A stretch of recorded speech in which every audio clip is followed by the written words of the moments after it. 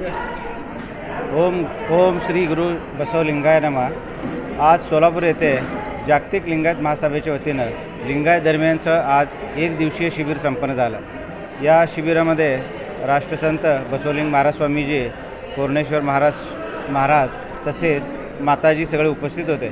आजच्या या सभेमध्ये जागतिक लिंगायत महासभेच्या वतीनं काही ठराव पास झालेले आहेत। यामध्ये असं ठरलं आहे की यापुढे कुठलेही महाराजांनी किंवा धर्मगुरूंनी राजकारणात जर आलं तर त्याला जागतिक लिंगायत महासभा पाठिंबा देणार नाही आणि समाज पाठिंबा देणार नाही।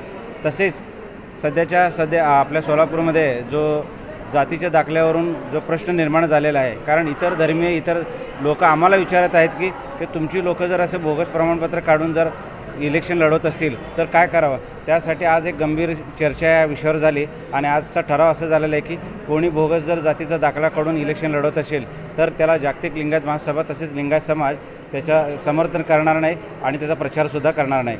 अशी विविध ठराव या ठिकाणी आज संमत झालेले आहेत आणि येणाऱ्या काळात मंगळवेढ्याचा जो स्मारकाचा विषय असू द्या किंवा इथून महाराष्ट्रातील 1 कोटी लिंगायतांचे जे ज्वलंत प्रश्न आहेत या विषयावर यापुढे जागतिक लिंगायत महासभा या मोठ्या नेटानं लढा देणार आहे।